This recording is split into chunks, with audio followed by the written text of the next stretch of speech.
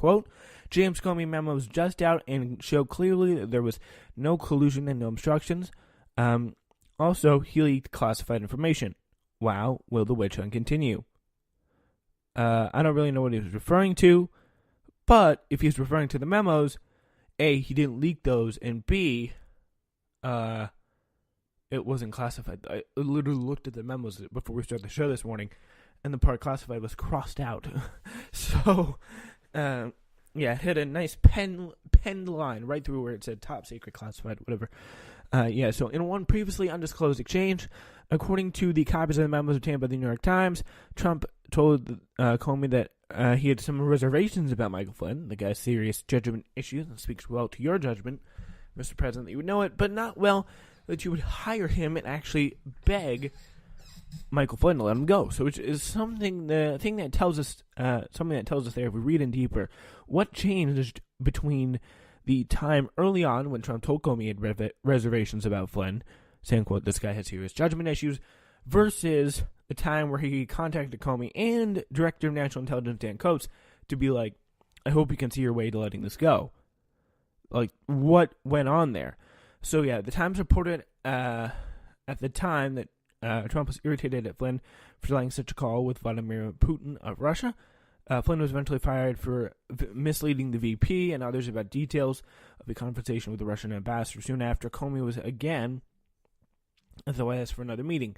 This time, he wrote, Trump told him that Flynn hadn't done anything wrong calling the Russians and asked him to wrap up his inquiry. So that's what we do not know. We do not know what was going on in there. Like, did Flynn come and be like, I have all the information. I have all the dirt on you, and I will spill, or something like that. And he was like, okay, maybe we can wrap up the inquiry and Flynn. Like, that's the big question from that revelation.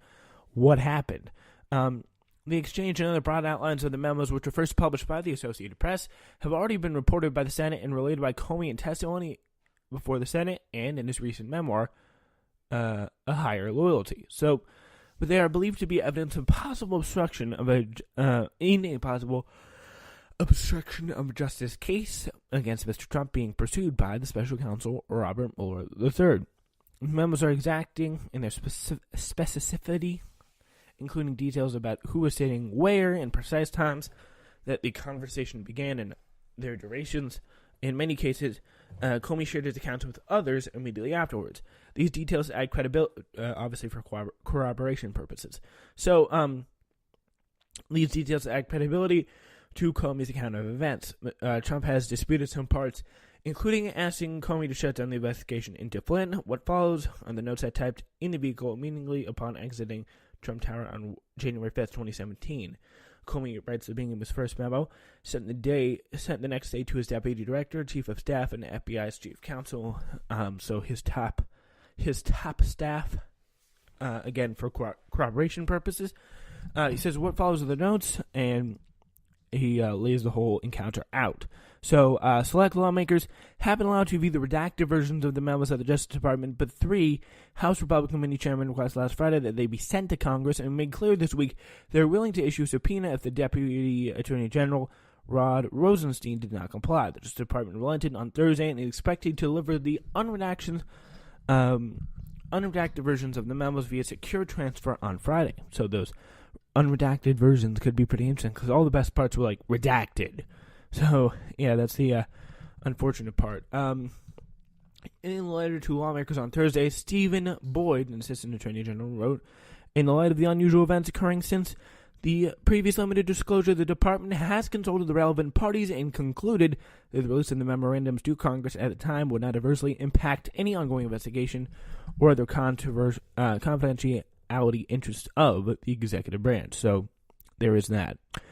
So, we now move on to Arizona, where a GOP candidate by the name of Debbie Lasco copied and pasted bills written directly by lobbyists. So, Debbie Lasco, the Republican candidate for the Tuesday special election to the Arizona's 8th Congressional District, cut her teeth in the state legislature, where she has long served as the point person for the corporate lobbyists to shape public policy. And because that's just the great people we have in our government today. Lesko's work attending to corporate interests was mainly carried out through her position as a senior member of the American Legislative Exchange Council, also known as ALEC, which pretty much what ALEC does is they're a conservative group that creates all this horrendous legislation for the states to pass. They go inside the states and say, and give these willing senators bills, and they put those out, and that is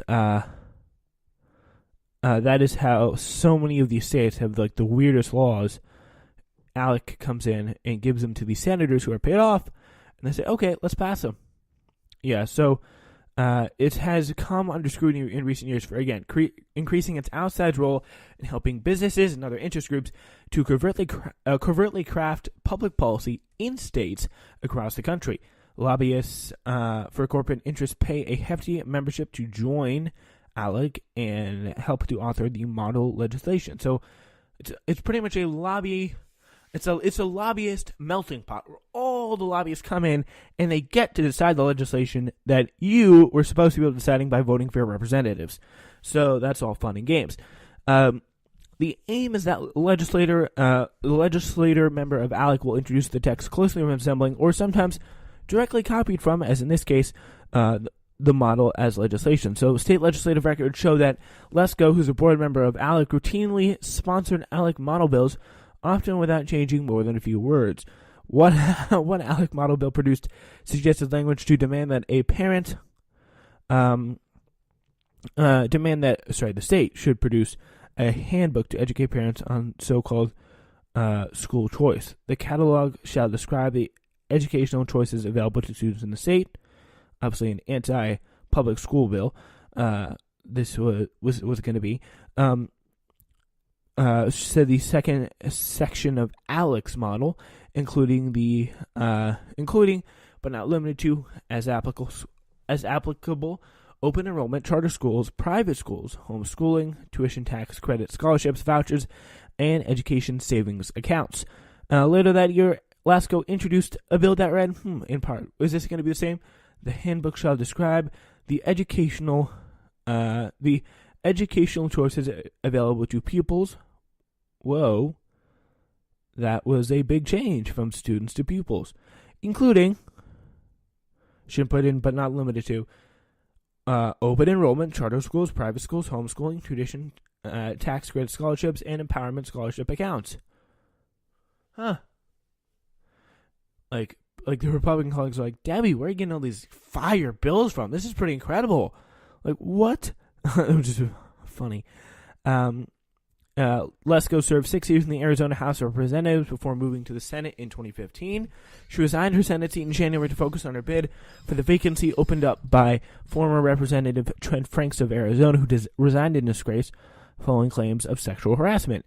In her bid for Congress, Lesko has put forward an image revolving largely around red meat conservatives, touting her support for building law and order, unfettered gun rights, and restrictions on abortion. Her first TV advertisement calling for urgent action to stop illegal immigration is nearly identical to scores of other candidates running as Republicans in recent years. So all the way back from 2013. You're going to have to do, if you really want to stand out in the red meat Republican category, you're going to have to go a little bit bigger than just, we need to stop illegal immigration. No, come on, Debbie, you're better than this. Think big. Go hard or go home on this one, because it's not much of a. It's not like anyone else here is going to be playing around, because it is serious. Do you want this or not, Debbie? Come on, let's wake up. It always annoys me when these Republicans think, oh, it's okay to be I just hate immigrants. Step up your goddamn game here, people. Oh my God. In her bid for Congress, Lesko has put forward an image, as we know, that is for red meat conservatives, but not really hardcore enough for them. Is the point I was trying to make by that little diatribe I just went on. Lesko's actual policy record, however, dovetails closely with her more conventional corporate power plays in Arizona and around the nation. In 2012, serving as the majority whip in the state house, Lesko rounded up votes to slash the corporate income tax. a decision that left the state starved of revenue without the promised economic stimulus. So Lesko was courted powerful energy and utility interests also in Arizona. In 2016, she admitted to reporters that she had sponsored a measure in consultation with utility interests in the state that would have allowed electric utilities to charge higher rates to customers who generate their own electricity through solar rooftop panels. So it just pretty much shows you screwing people who actually care about the environment to make some more corporate dough. Cha-ching! We need one of those. If we're a politics show, we really are going to need one of those sound bites there, because that's pretty much just the way it works. So yes, the friend relationship with the utility industry has apparently continued. The Federal Election Commission records show that the utility interests are among her largest financial supporters, or the largest financial supporters of Lesko's current bid for Congress. Pinnacle West Capital, the parent company of Arizona Public Service Company, or APS, a major opponent of rooftop solar, provided 2 campaign checks, each for $5,000, to Lesko's campaign, making the company's PAC her largest corporate contributor, so she can make more TV ads that say, with her like blow-dried platinum blonde hair, like, I just hate immigrants. Isn't that the best? And then she she'd plaster her face everywhere in Arizona. It's funny. Anyway, yeah. So we now head up south or north a little bit to California, where Josh Butner, a Democrat, running to take on Republican Duncan Hunter for a San Diego congressional seat, certified to the California Secretary of State in his election filings that he'd been independent, known there as no party preference since 2008. His filing shows he registered as Democrat in 2016. Good on ya. 4 months before he announced his bid for Congress. But state's voting records attained by the Intercept from the Registrar of Voters contradict those filings show he was registered as a Republican at least through the 2010 election, so he lied on his registration forms, which ain't good. Butner did not vote in any elections, either primary or general, between 2010 and 2016, where he ran for the school board. But voter records show that at some point between 2010 and 2012, he switched his voter registration status from Republican to no party preference, because it looks better if you're trying to run as a Democrat and serve all the corporate interests you can possibly get your hands on, to just grab them up, those corporate interests, just serve them all. And I just think all these like jokes, like gotta serve them all. Is that too old? Pokemon Go? No? Okay.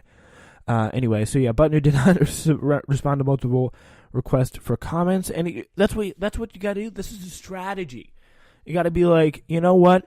There is no way you are not going to literally let me be the corporate guy that I am.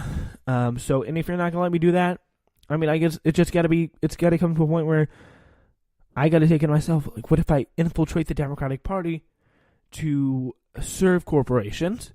And that's what looks like what he's trying to do. Like, he is a Republican and most likely very corporate dude.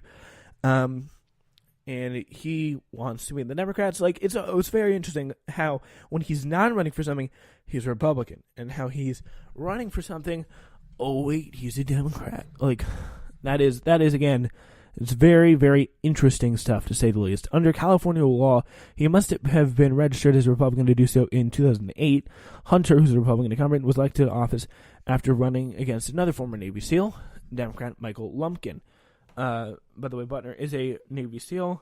He voted in the gubernatorial election that year. He did not vote again until the 2008 presidential campaign, where he voted in the Republican primary and then in the general. In 2010, the Republican and Democratic parties in California both allowed non-party members to vote in their respective primaries, meaning a voter could choose which to participate in. So Butner chose to vote in the GOP contest this year, which saw a Tea Party sweep. It was the Tea Party wave that swept the Democrats from power in Congress. So there is no record of this, his ever having voted in a Democratic primary, no record of his participation in the 2012 cycle. where Obama was up for re-election, or the 2014 election cycle where the Democrats lost the Senate and failed to win back the House.